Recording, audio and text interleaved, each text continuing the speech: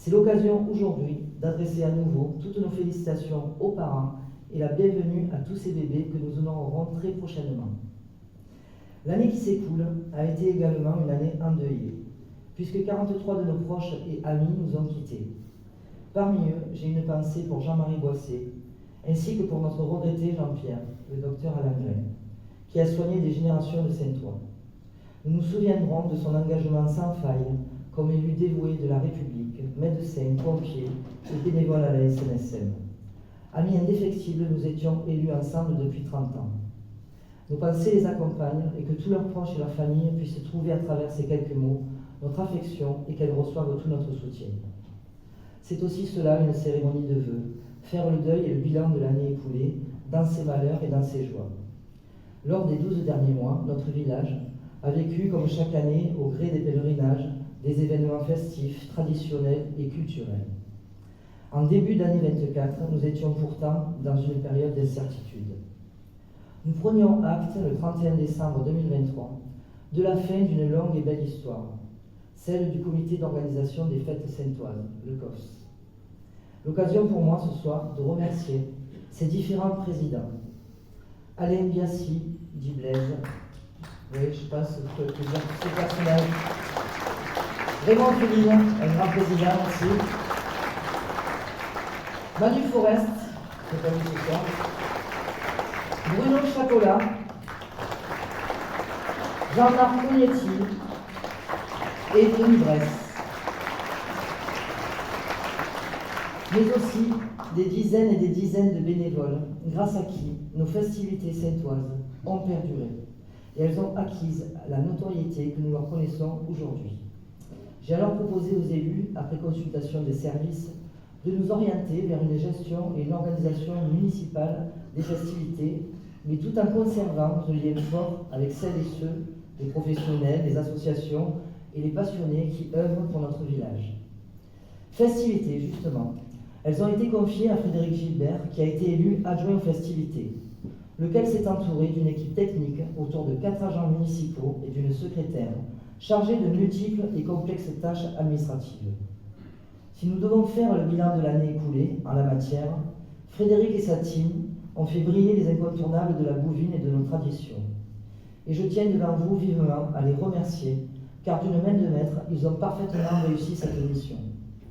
Mesdames et messieurs, quoi de plus normal pour nous faire le bilan de l'année écoulée et nous annoncer les grandes dates de 2025 que de laisser la parole à l'adjoint aux festivités, M. Frédéric Gilbert.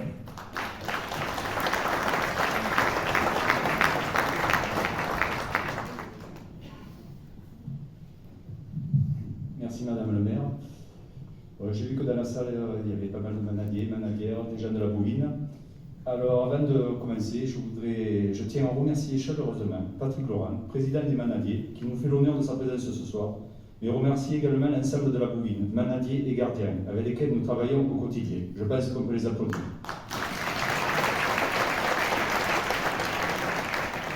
Merci beaucoup.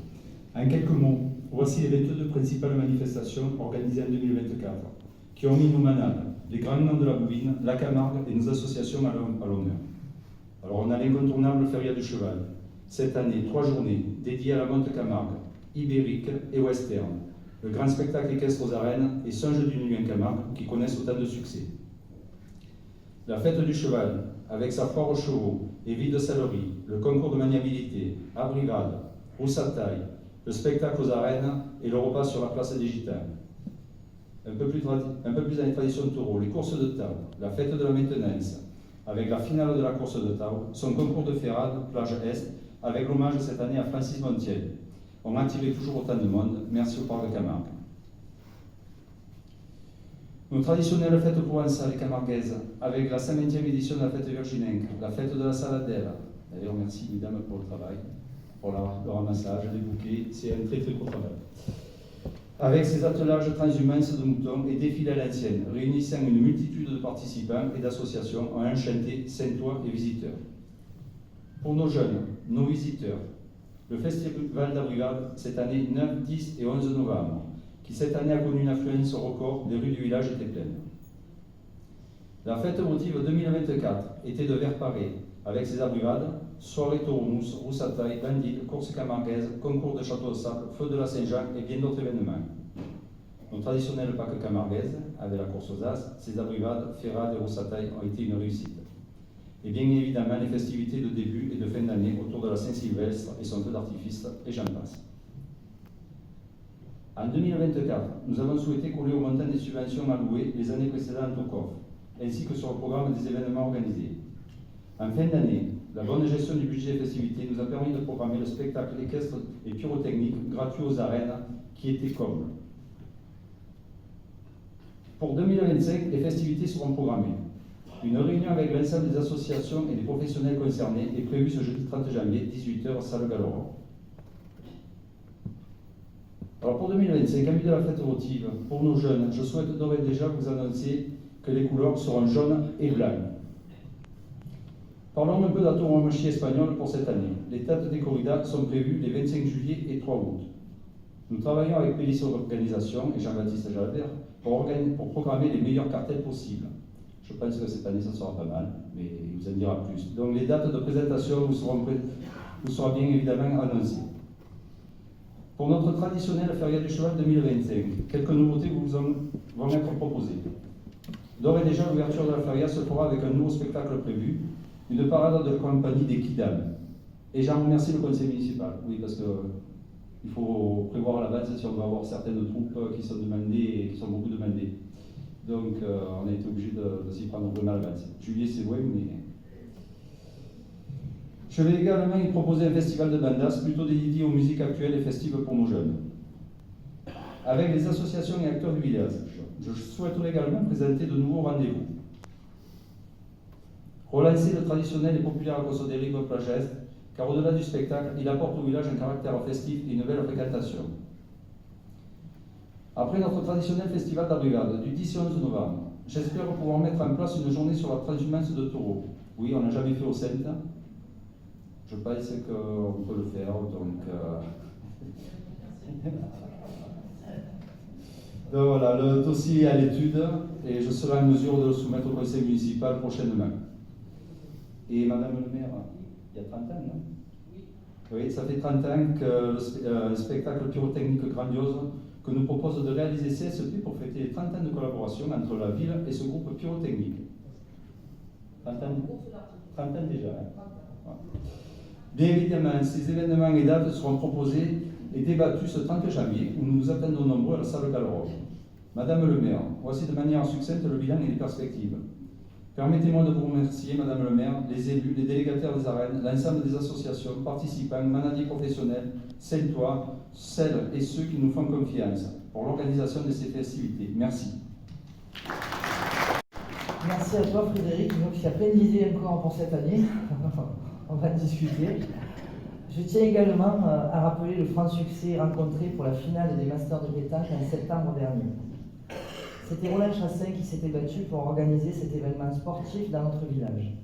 Cette année, l'organisation de la finale a non seulement permis de ravir les nombreux adhérents de la boule saintoise et les boulistes du village, mais a permis également de faire venir de nombreux visiteurs en ce début de septembre. Jamais nos hôtels n'ont affiché un tel taux de remplissage, sans oublier les terrasses bondées de nos restaurateurs. Alors oui, l'organisation d'un tel événement retransmis en direct sur de nombreuses chaînes à travers l'Europe et le monde qui participent à la notoriété des Sainte-Marie-de-la-Mer nécessite un engagement financier que j'assume pleinement devant vous ce soir. Je remercie les participants, les équipes de quarterback, M. Antoine Borger et les organisateurs pour avoir fait confiance à notre municipalité, mais surtout à sa capacité à organiser un tel événement sportif. Enfin, permettez-moi de remercier les équipes de la CIMIS pour les 40 ans du port, et plus particulièrement le directeur du port, M. Christophe Canado. Malgré un temps morose et très incertain, ces festivités organisées sur 2 jours ont été une belle réussite populaire, avec de nombreuses animations, notamment pour les enfants, des concours, des dégustations, des ateliers de sensibilisation, des joutes, dont l'apothéose fut une magnifique Disney spectacle avec un feu d'artifice le 21 juin. Merci encore à la CEMIS pour ces 2 jours inoubliables. Au Sainte-Marie-de-la-Mer, nous avons à cœur de faire découvrir notre histoire, notre culture camarguaise et provençale. Volet culture. Notre culture, nous l'avons partagée à travers les nombreuses expositions, les salons, les spectacles, les projections, les concerts organisés par la ville, la CEMIS, mais surtout par les associations saintoises, qui ont fait vibrer ce relais culturel. Je pense au Festival de musique du monde, au Salon du goût et des saveurs, au spectacle de danse de Tout en cadence, aux concerts et aux représentations de la chorale saintoise, entre autres. Je remercie là Marc Lelon, délégué à la culture, qui pousse sans cesse les associations saintoises dans leur action.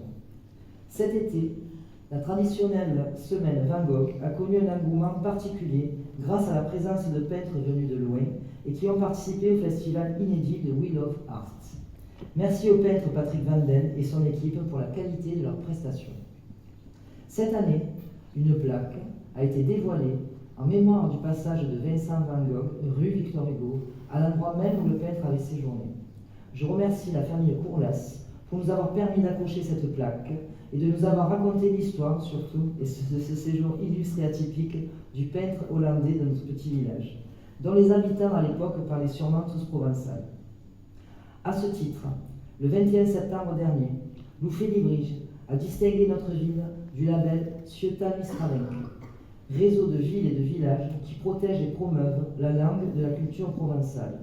Merci à Marie-Christine Contreras pour avoir porté ce dossier aux côtés de nombreuses Saintois et Saintoises attachés à la langue nostre et d'avoir permis à notre territoire d'accéder à un tel honneur. L'histoire de notre village, nous pouvons en être fiers. Au gré des découvertes archéologiques, nous découvrons le riche passé d'un des ports les plus actifs de l'Antiquité. Depuis son ouverture et son inauguration, le musée ne cesse de se diversifier et de multiplier les événements. Après une première exposition éphémère consacrée aux gens du voyage, celle dédiée à Léo Lelay, Voyage en Camargue, a commencé en fin d'année. La première édition du catalogue d'exposition du musée a également été publiée. En 2024, ce sont 5865 curieux et passionnés d'histoire qui franchissaient ses portes, soit une augmentation de 18% de sa fréquentation par rapport à 2023. La barre symbolique des 10 000 visiteurs a été dépassée en moins de 2 ans. Alors bravo aux équipes du musée, à son directeur Georges Spada, à ses collaboratrices, aux scientifiques, aux collectionneurs, mais aussi aux prêteurs des œuvres qui contribuent à la renommée de l'histoire des Saintes de la Camargue. Ils permettent au musée de devenir une véritable institution culturelle du Delta. Merci aux équipes aussi de la médiathèque, à Patricia Journet, sa responsable, qui ont su accueillir les usagers de tout âge et qui ont partagé, par de nombreux ateliers, animations et spectacles, la culture sous toutes ses formes, à travers la lecture, la musique, la bande dessinée, les dessins animés, les films et Internet. Les équipes de la médiathèque se mettent aussi en 4 pour proposer de nouvelles idées afin d'accueillir nos scolaires les mardis et les jeudis matins. Volet enfance, groupe scolaire CEJA. Vous connaissez mon attachement particulier à nos enfants et à notre jeunesse. J'ai souhaité, avec Sylvie Féline, conseillère municipale déléguée, et les élus, que le service enfance, jeunesse et animation, le CEJA, soit redynamisé et travaille davantage en osmose avec les équipes enseignantes du groupe scolaire Roger Delagne, M. Sarlat et Mme Saez. Sylvie, si tu veux venir présenter les actions de la municipalité.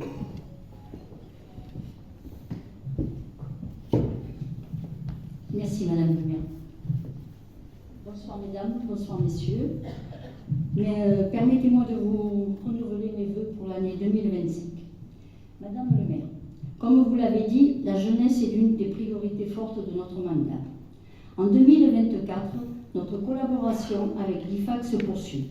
Il assure l'accueil périscolaire ainsi qu'un accueil en période de vacances scolaires pour les enfants âgés de 3 à 14 ans et propose des activités et des animations variées et renouvelées.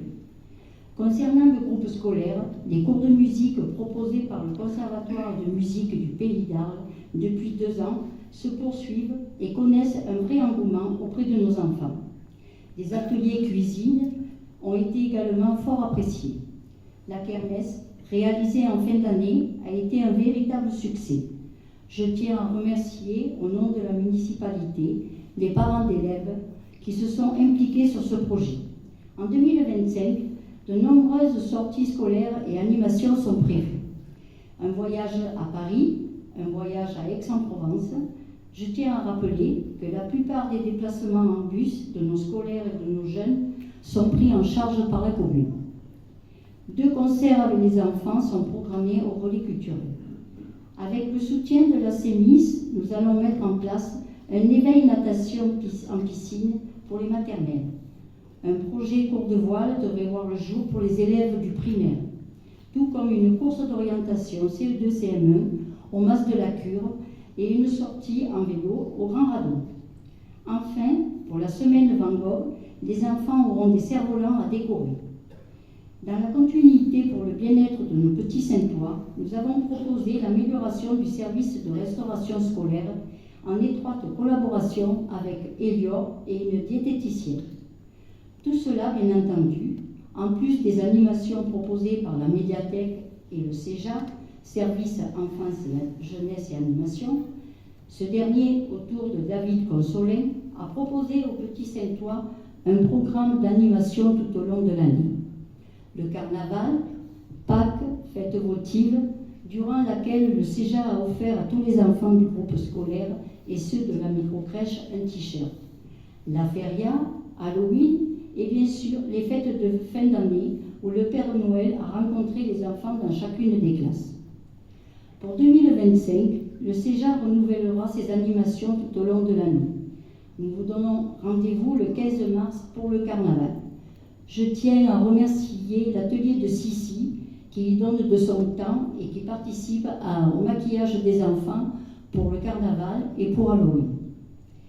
Comme l'année dernière, les adolescents, après inscription, auront auprès du service Enfance, Jeunesse, Animation, pourront retirer leur passe pour l'accès aux taureaux piscines organisés dans les arènes.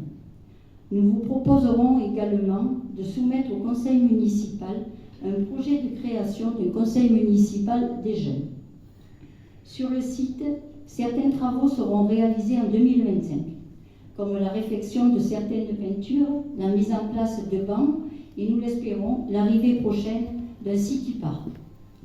Enfin, pour être complète, suite à des changements dans l'équipe dirigeante de l'association qui pilote la microcrèche, l'avenir de Papoti a fait l'objet de 2 réunions publiques associant les parents, les administrés, les services communaux et le personnel de cette structure. Le gestionnaire de crèche Chabulon a présenté à fin d'année 2024 un projet visant à faire perdurer cette structure à taille humaine et indispensable aux familles saintoises. Une prochaine rencontre est d'ores et déjà programmée et la date prochainement diffusée. Merci à David, à Isabelle et à Isha, la directrice du centre de loisirs, pour ce partenariat très réussi en direction de nos petits Saintois. Et merci à l'ensemble des équipes enseignantes, aux directeurs des écoles, au personnel communal du groupe scolaire pour leur implication. En 2024, la ville a consacré près de 17 000 € en animation pour les équipements du groupe pour les animations et pour les équipements du groupe scolaire, les fournitures, les transports, les différents événements, près de 47 000 €, soit un total de 64 000 € pour nos enfants. Et donc, je remercie Madame le maire pour son soutien et la confiance dans la poursuite de nos actions. Merci beaucoup. Celles solidaires qui assurent le siège social peuvent compter sur le soutien de notre Centre communal d'action sociale. Le but de notre CCAS est de favoriser le lien à travers le développement des services d'accompagnement administratif. Il informe et suit les citoyens dans les démarches et les met en relation avec les différents organismes, comme la MDPH, c'est la Maison départementale pour les personnes handicapées, la CAF, la Caisse d'allocation familiale, la SDIF, c'est le Centre d'information sur le droit des femmes et des familles, la MDS, la Maison de solidarité, et il instruit également les dossiers RSA sur la commune. Pour faire simple, ce service accompagne toutes les personnes éligibles aux dispositifs sociaux de la Constitution et le suivi de leurs dossiers. En 2024, ce sont 12 dossiers APA, c'est l'allocation personnalisée d'autonomie, qui ont été instruits, ce qui est conséquent pour un petit village. L'accès au logement des Saintois, de nos jeunes notamment, doit demeurer une priorité de l'action municipale. Je regrette le choix du conseil municipal qui a refusé la préemption d'un terrain pour la construction de logements sociaux. Bien évidemment, je soutiendrai et proposerai toute préemption de terrains similaires et favorables à de telles initiatives. Je regrette également le choix de l'Intercom de ne plus financer les associations de distribution d'aide alimentaire sur notre commune, sans solution de substitution, ce qui pénalise de manière inadmissible certaines Saintois dans le besoin.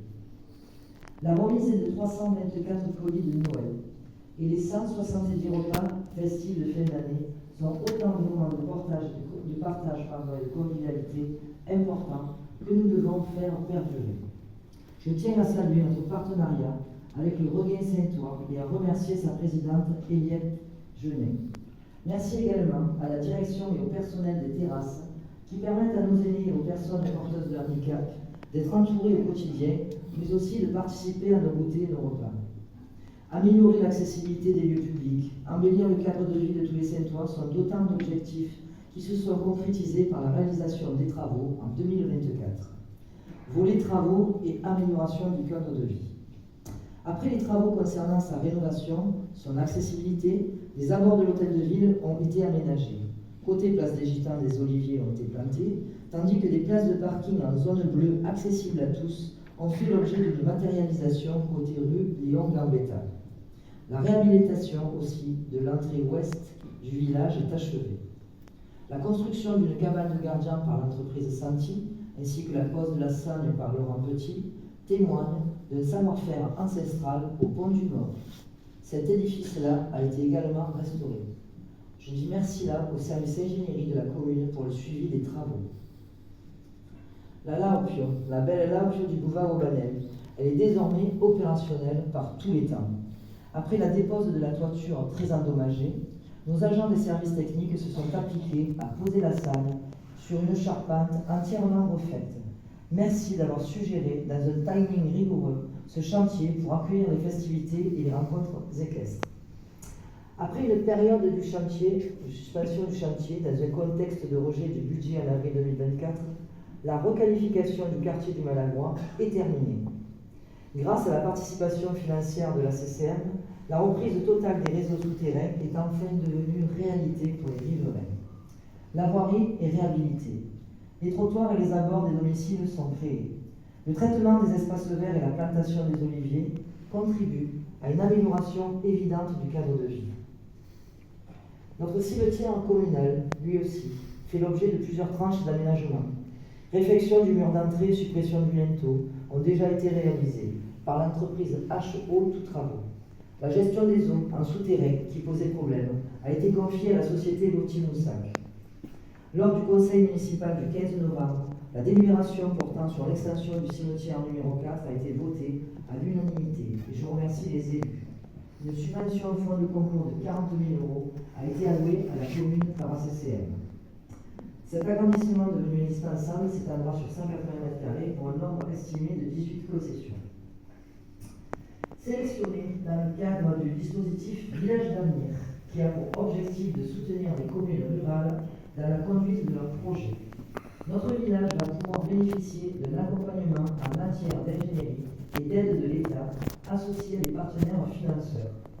Notre choix s'est naturellement porté sur l'aménagement et les travaux d'isolation phonique et thermique de notre groupe scolaire ainsi que de ses logements. Des rencontres interservices ont déjà eu lieu.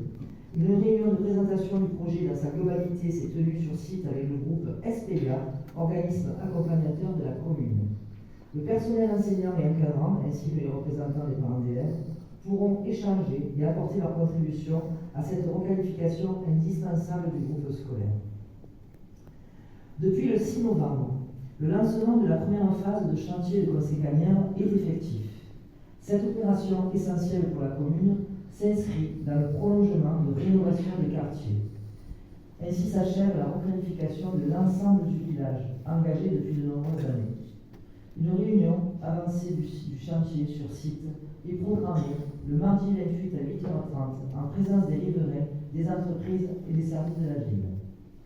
Merci au conseil départemental et à ses services pour ses précieux conseils dans le montage des dossiers environnementaux et l'attribution des subventions pour ce chantier. L'action de rénovation du quartier a plusieurs objectifs. Tout d'abord, assurer la rénovation complète des voiries dégradées par la circulation, mettre aux normes les cheminements piétonniers, sécuriser les intersections pour une meilleure visibilité, limiter la vitesse des véhicules, améliorer la collecte des eaux pluviales, mais surtout adapter les préconisations liées à la transition écologique des territoires. Aujourd'hui, cette transition écologique est dans notre pays et en Camargue un fait, une donnée évidente. Nous le voyons dans les actualités, après les incendies, les ouragans, les sécheresses, l'évolution du trait de côte, le changement climatique est là et nous devons nous y préparer. Volet environnement. Vous le savez tous, le réseau hydraulique de notre village et la protection de notre littoral sont les enjeux majeurs de notre territoire. Depuis l'arrivée de Anne-Claudius Petit et de Christophe Fonfrère, respectivement présidente et directeur du Parc naturel régional de Camargue, une nouvelle dynamique a été impulsée. En ma qualité de vice-présidente, je salue la poursuite de leur engagement sans faille pour remettre le parc en marche. Changement climatique, gestion de l'eau dans le delta, maintien des paysages et des activités sont autant d'attentes que la révision de la charte du parc devra prendre en considération. Je suis attentive aussi à la poursuite de la réouverture de la maison du parc à Ginès, fermée depuis bien trop longtemps. Depuis 2021, j'ai souhaité que nous menions des négociations avec les services de l'État et les différents partenaires afin de trouver des solutions d'apport d'eau douce conséquents pour rendre vie à nos étangs. Nos agents hydrauliques, Benjamin Aubert et Michel Pombo, sous la Direction générale des services techniques, poursuivent déjà le plan d'entretien pluriannuel des curages de roubines communales. Grâce à eux, et vous pouvez dormir tranquille, je les remercie vraiment pour leur investissement. La surveillance quotidienne de notre réseau hydraulique passe essentiellement par cette action et se traduit aussi par le retrait des embâcles, des manœuvres des martelières ou bien encore le confortement des berges, comme celle chemin Babylone. Tout ce travail concourt à la préservation de notre environnement et à la sécurité au quotidien. Je porte à votre connaissance quelques éléments d'investissement importants sur l'année écoulée. 10 000 € pour le curage Sénébier-Aspouin, 2 000 € pour la réparation de la martelière de la Petite Fadaise, 3 000 € pour le remplacement de la martelière du Grand Radeau, 4 000 € pour le remplacement de la martelière du Sauvage. Après 8 mois de travaux, et de travaux titanesques, si je peux dire, la protection de l'épi ouest s'est achevée au début de l'été 2024. Plusieurs phases de travaux ont été nécessaires. Un aménagement préalable de la digue, le déblai des blocs ainsi que l'abaissement de la côte du musoir et des interventions sur les sections centrales de l'épi. Les travaux, d'un montant de 2 500 000 €, ont été financés à hauteur de 9% par la commune, à travers un partenariat institutionnel historique. Que soit là à nouveau remercier le département, la CCM, le CINADREM, le maître d'ouvrage, et plus particulièrement Pierre Raviol, son président, Thibaut Mallet, son directeur, Céline de Paris, ingénieur, ainsi que les entreprises spécialisées en travaux publics d'envergure. Comment ne pas évoquer face à vous le travail exemplaire conduit par les équipes du directeur de la CENIS en matière environnementale, notamment au niveau de Port-Gardien. Je veux parler de toutes ces actions menées en faveur du développement et des énergies renouvelables et durables, ainsi que de la préservation et la gestion de notre biodiversité. L'aide motive de la CENIS et de Port-Gardien, je ne peux que vous encourager, mon cher Nicolas, ainsi que l'ensemble de tout le personnel, à poursuivre dans cette direction pour cette nouvelle année. Merci à tous. L'eau potable, vous le savez, c'est un dossier éminemment sensible, pour lequel je ne cesse d'attirer l'attention des pouvoirs publics. En 2021, la commune était classée par arrêté préfectoral station de tourisme. Ce classement est prévu par la loi pour 12 ans. Pour autant, notre commune n'a été classée station de tourisme que pour 5 ans, c'est-à-dire jusqu'en fin 2026. L'explication tient essentiellement par l'avis obligatoire rendu par l'Agence régionale de la santé sur les aspects sanitaires de la commune, notamment la qualité de son eau potable, et que le préfet a donné 5 ans pour que l'eau potable soit améliorée. En matière d'eau potable, l'Intercom ACCM est compétente et propriétaire de la station de Sénébier depuis 2014. Quelques jours après mon élection, en tant que maire. J'ai été destinataire de cet avis de l'Agence régionale de la santé rendu le 23 février 2021. Je vous cite les passages écrits de cet avis. Vulnérabilité de la ressource en eau potable. Le contrôle sanitaire met très régulièrement en évidence la présence de pesticides dans l'eau potable distribuée, mais aussi de nombreux points en matière d'eau potable demeurent non résolus, parmi lesquels celui de l'absence du traitement des pesticides. Ou bien encore, la réhabilitation de la station de traitement existante n'est pas une option qui a été retenue par ACCM. Depuis 2021 jusqu'à ce jour, après de nombreuses réunions avec les services de l'État, le problème demeure identique. Alors des promesses, mais aucune mise aux normes écrite ou réelle.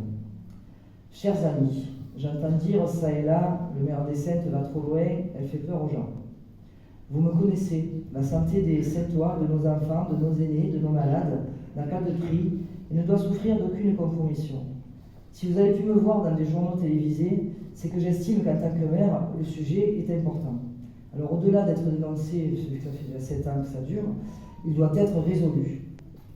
Suite à un courrier expédié à CCM le 30 octobre 2024, sollicitant un calendrier de travaux à venir, mais aussi des explications, et sans aucune réponse de l'Intercom, je demanderai dans les prochains jours au service de la ville d'engager une procédure. Si la santé des Saintois est notre priorité en matière d'eau potable, l'absence d'amélioration de sa qualité entraînera également la perte du classement station de tourisme, et la perte de la compétence tourisme, et de ce fait la perte de notre office de tourisme. Si nous devions perdre la compétence tourisme, celle-ci serait dès lors exercée en 2027 par Arlecro Camargue Montagnette. Moi, je ne l'imagine pas. N'ayez aucun doute, je dirai toujours la vérité et engagerai toute ma détermination sur ce sujet pour travailler avec les élus et les services d'ACCM pour avancer sur ce dossier. Tourisme, office, économie. La mise aux normes de notre station de pompage d'eau potable permettra à la ville de renouveler son prochain classement à station de tourisme pour 12 ans. Le tourisme constitue l'élément moteur de notre économie, de nos créations d'emplois. Il fait vivre presque la totalité des familles saintoises. En matière de promotion touristique, 2024 a été une année riche, avec des actions importantes menées par la ville en collaboration avec l'Office de tourisme et ses adhérents. Le 29 septembre, la commune a fait l'acquisition de la marque Camargue.fr, une façon supplémentaire de faire revivre passionnément notre capitale de la Camargue à toutes celles et à tous ceux désireux de la connaître. Un grand merci à M. Patrick Charconnet et à son épouse pour nous avoir proposé en priorité à notre village cette reconnaissance historique pour le territoire. Les subventions allouées à l'Office n'ont pas bougé, elles ont été reconduites. Les conventions liées à la ville, à l'Office et à la CEMIS ont été simplifiées et modernisées en vue de donner plus d'autonomie à l'Office de tourisme et à ses professionnels adhérents. En 2025, l'Office de tourisme est devenu son propre employeur.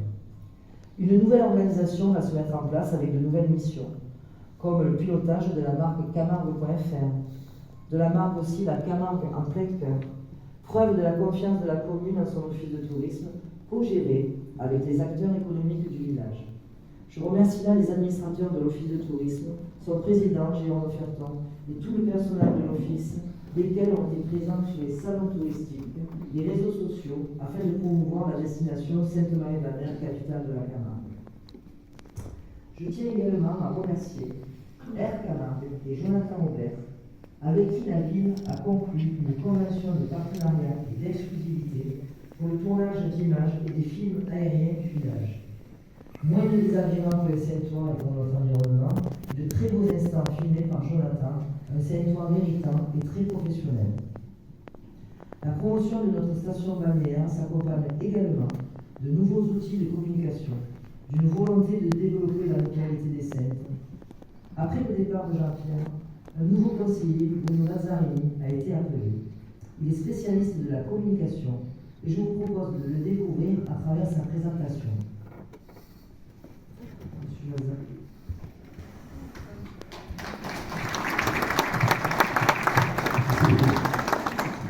Bonjour mesdames et messieurs, merci madame le maire de me donner la parole et de m'avoir proposé comme délégué aux nouvelles technologies dans cette mandature suite au décès de Jean-Pierre Alandin, pour qui j'ai une pensée ce soir.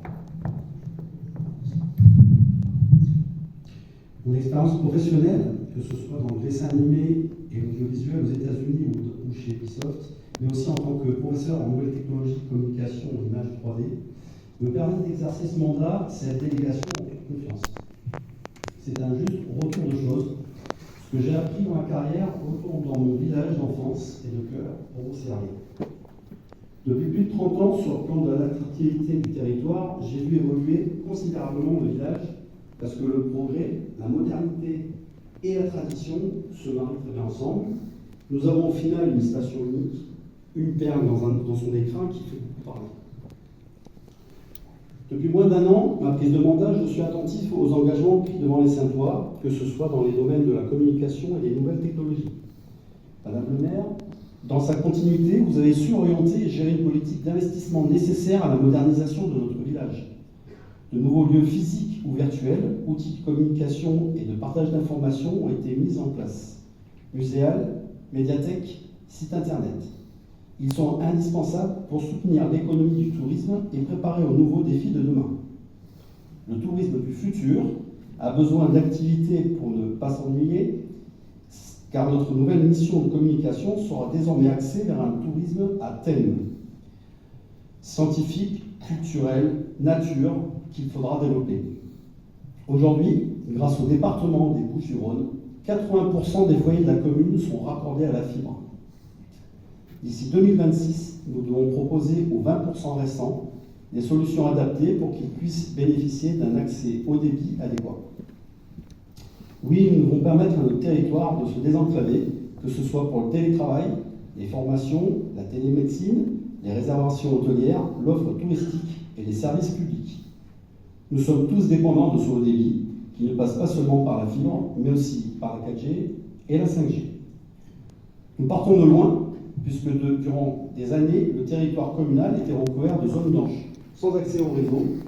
Je pense à la route de Cacharel, au Pont-Nouveau, au château d'Alignon, à Papourca. Nous avons beaucoup avancé également sur le sujet, et avec les services, des propositions seront présentées avec des solutions techniques mieux adaptées et mieux intégrées au paysage. Je pense à remplacer, par exemple, des pylônes très voyants comme celui des arènes ou celui proche de la caserne des pompiers. Travailler, s'informer, se cultiver, s'éduquer partout sur notre territoire, où que ce soit, est donc notre objectif principal. Personne ne doit être oublié.